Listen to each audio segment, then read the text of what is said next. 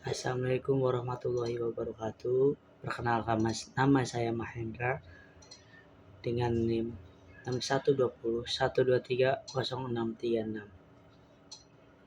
Saya dari Prodi Manajemen Fakultas Ekonomi dan Bisnis Universitas Primagraha. Baik, di video kali ini saya akan membahas tentang pembelajaran dari awal semester sampai hingga UTS. Baik, MK kali ini yaitu MK Riset Operasi yang diampu oleh Bapak Muhammad Teguh Setiadi, SEMM, CTMP, CMC, CPGAM, CPLM, dan CIB. Baik, untuk mempersingkat waktu, materi yang pertama yaitu tentang sejarah pengertian kegunaan penerapan model-model.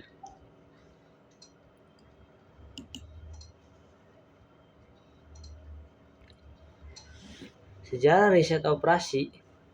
Riset operasi merupakan pendekatan ilmiah untuk membantu proses pengambilan keputusan secara optimal, melibatkan pemodelan matematika, analisis, statistik, dan teknisi optimasi. Tujuannya adalah mencari tindakan terbaik di antara berbagai alternatif untuk memperoleh hasil maksimal, baik dari segi efisiensi, keuntungan, maupun pengurangan resiko.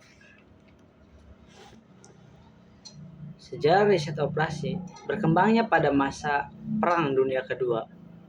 Di Inggris dan Amerika Serikat, istilah operasi research pertama kali diperkenalkan oleh McCloskey dan Triven pada tahun 1940 di Bowditch, Inggris. Digunakan untuk mengatasi keterbatasan sumber daya militer seperti senjata, pasukan, dan logistik. Setelah perang berakhir, metode ini diterapkan di dunia industri dan bisnis karena terbukti meningkatkan efisiensi kerja.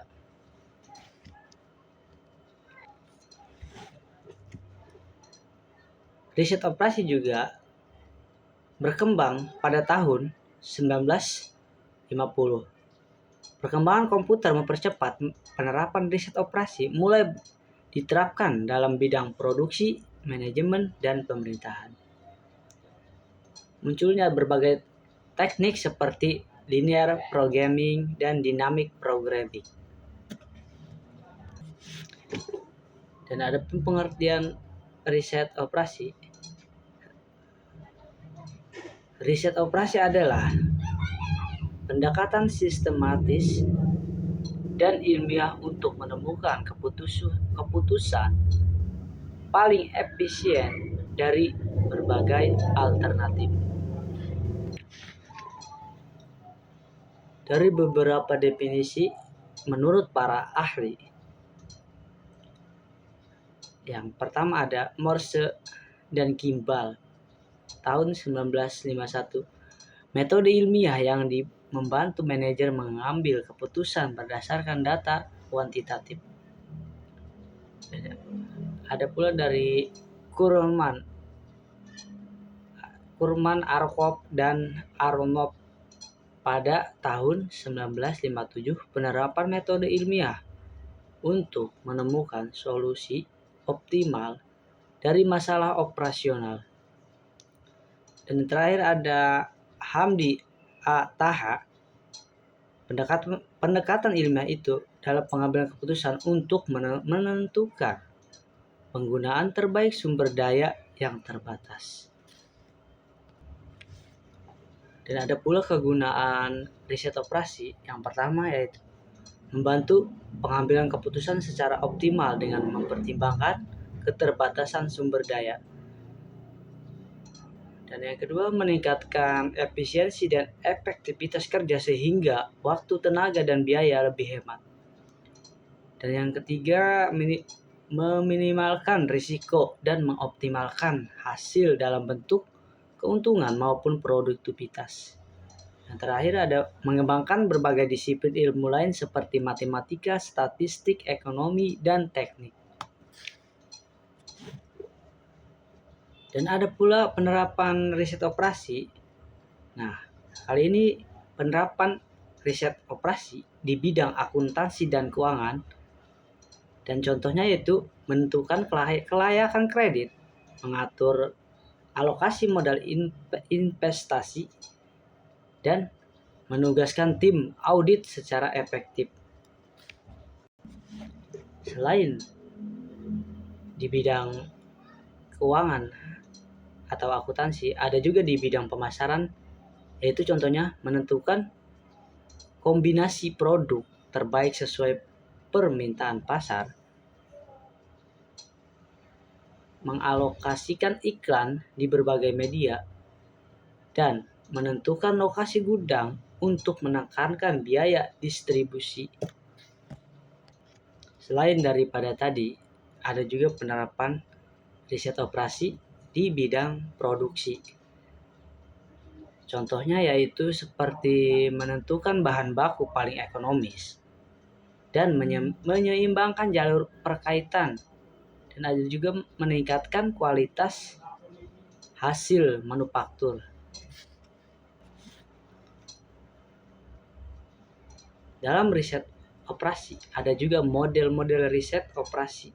Yang pertama ada linear programming atau LP, mengalokasikan sumber daya secara optimal. Dan ada metode transportasi, menyelesaikan masalah distribusi dengan biaya minimum. Dan metode penugasan, menentukan pembagian tugas paling efisiensi. Ada juga teori network atau CPM dan PER, perencanaan dan penjadwalan proyek. Ada juga teori keputusan, pengambilan keputusan di bawah ketidakpastian dan risiko. Ada juga teori permainan, analisis strategi kooperatif antar pihak. Teori antrian adalah pengaturan sistem pelayanan dan waktu untuk tunggu agar efisien. Dan yang terakhir ada teori penggantian, menentukan waktu terbaik mengganti peralatan agar tetap hemat dan produktif. Oke, kita akan memperjelas materi yang pertama. Tadi di materi yang pertama ada program linear. Baik. Di sini ada pengertian program linear. Program linear atau linear programming atau disingkat dengan LP adalah salah satu metode terpenting dalam bidang riset operasi dan matematika terapan yang digunakan untuk mengoptimalkan suatu hasil, baik memaksimalkan atau meminimalkan berdasarkan serangkaian kendala atau batasan yang ada.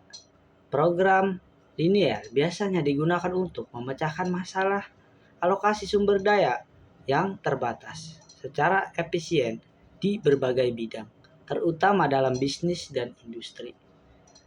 Program linear adalah alat matematika untuk menemukan keputusan terbaik atau optimal saat menghadapi keterbatasan atau kendala.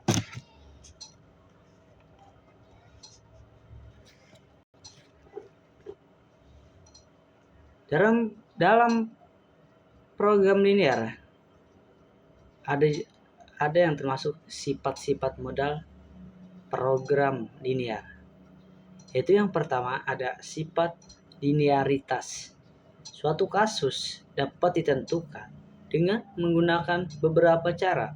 Secara statistik, kita dapat memeriksa kelinearan menggunakan grafik atau diagram pencara ataupun menggunakan uji hipotesa. Secara teknis, linearitas ditunjuk oleh adanya sifat proporsionalitas, aditivitas, dan divisibilitas, dan kepastian fungsi, tujuan, dan pembahasan. Dan yang kedua ada sifat proporsional dipenuhi jika kontribusi setiap variabel pada fungsi tujuan atau penggunaan sumber daya yang membatasi proporsional terhadap level nilai variabel. Jika harga per unit produk misalnya adalah sama berapapun jumlah yang dibeli, maka sifat proporsional dipenuhi. Atau dengan kata lain, jika pembelian dalam jumlah besar mendapatkan diskon, maka sifat proporsional tidak dipenuhi. Jika penggunaan sumber daya per unit tergantung dari jumlah yang dipromosikan, maka sifat proporsionalitas tidak terpenuhi. Dan yang ketiga ada sifat aditivitas, mengasumsikan bahwa tidak ada bentuk perkalian silang antara berbagai aktivitas sehingga tidak akan ditemukan bentuk perkalian silang pada model. Sifat aditivitas berlaku baik pada fungsi tujuan maupun pembatas atau kendala. Sifat aditivitas dipenuhi jika fungsi tujuan merupakan penambahan langsung kontribusi masing-masing variabel keputusan. Untuk fungsi kendala, sifat aditivitas dipenuhi jika nilai kanan merupakan total penggunaan masing-masing variabel keputusan. Jika dua variabel keputusan misalnya mempresentasikan dua produk substitusi di mana peningkatan volume penjualan salah satu produk akan mengurangi volume penjualan produk lainnya dalam pasar yang sama, maka sifat aditivitas tidak terpenuhi. Dan yang terakhir ada sifat divisibilitas.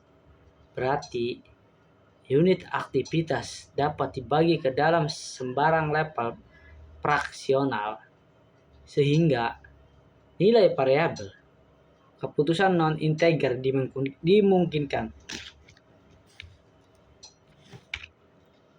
Ada pula di sini contoh program linear sederhana. Yang pertama ada deskripsi masalah atau lahan parkir. Sebuah area parkir memiliki luas 1760 meter. Area tersebut hanya dapat menampung maksimal 200 kendaraan yang terdiri dari mobil kecil dan mobil besar. Satu mobil kecil membutuhkan luas 4 meter persegi dan satu mobil besar membutuhkan luas 20 meter persegi. Biaya parkir per jam 1.000 untuk mobil kecil dan mobil besar 2.000. Untuk mobil besar ditanya berapa hasil maksimum dapat diperoleh dari lahan parkir tersebut dalam 1 jam jika terisi penuh. Dan di sini ada model matematika. Misalkan jumlah X itu jumlah mobil kecil dan Y itu jumlah mobil besar. Fungsi tujuan maksimalisasi keuntungan. Tujuan mencari jumlah mobil kecil X dan mobil besar Y agar mendapatkan parkir maksimum dalam 1 jam. Keuntungan yang dimaksimalkan yaitu Y sama dengan 1000 X tambah 2000 Y. Batasan kendala. Yang pertama, kapasitas jumlah kendaraan X tambah Y per 200. Kapasitas luas lahan 4X tambah 20Y sama dengan 1760 disederhanakan menjadi X tambah 5Y sama dengan 440. Dan yang ketiga ada syarat non negatif X sama dengan 0 dan Y sama dengan 0.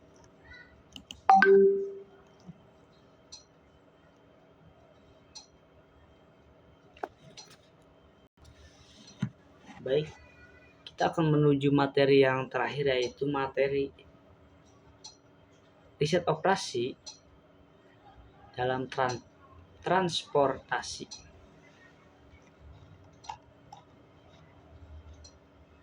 Definisi model transportasi. Model transportasi adalah salah satu model dalam riset operasi yang digunakan untuk menentukan cara paling efisien dalam mendistribusikan barang dari berbagai sumber atau supply ke beberapa tujuan atau demand dengan biaya seminimal mungkin. Model ini membantu pengambilan keputusan dalam mengatur alokasi sumber daya agar kebutuhan di setiap tujuan terpenuhi tanpa melebihi kapasitas yang tersedia di setiap sumber. Secara konsep, model transportasi disusun dalam bentuk tabel yang memuat jumlah pasokan, permintaan, dan pembiayaan pengiriman dari setiap sumber ke setiap tujuan. Tujuan akhirnya adalah menemukan pola distribusi optimal yang menghasilkan biaya total paling rendah. Untuk mencapai hal yang tersebut, digunakan beberapa metode seperti Northwest Corner Method, Vogel's Approximation Method atau PAM, dan Modified Distribution Method atau MODA. Manfaat dan tujuan model transportasi. Model transportasi memiliki peran penting dalam membantu pengambilan keputusan yang berkaitan dengan distribusi barang atau sumber daya. Manfaat utama dari model ini adalah memberikan solusi yang efisien untuk meminimalkan biaya transportasi dan mengoptimalkan penggunaan sumber daya yang tersedia. Dengan menggunakan pendekatan matematis, model transportasi dapat membantu perusahaan atau organisasi dalam menentukan rute, jumlah, dan pola distribusi secara sistematis.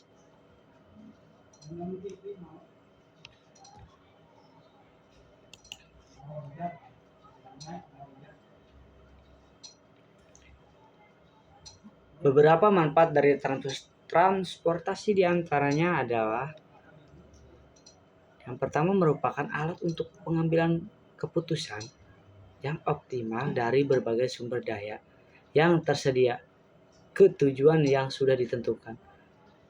Yang kedua, ada transportasi berusaha menetapkan arah tindakan terbaik atau optimum dari sebuah keputusan masalah dengan pembatasan sumber daya terbatas dengan tujuan tertentu.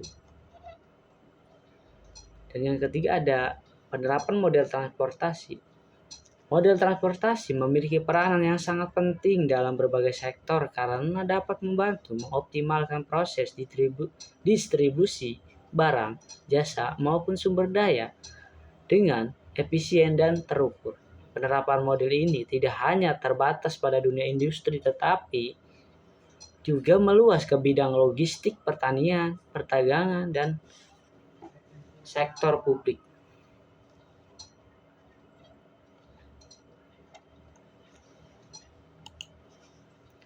Dan di sini ada solusi dan masalah transportasi. Masalah transportasi adalah masalah optimasi yang bertujuan untuk menentukan rencana pengiriman barang dari beberapa tempat asal atau sumber atau supply ke beberapa tempat tujuan atau demand dengan biaya minimum tanpa mengorbankan kebutuhan dan kapasitas yang tersedia.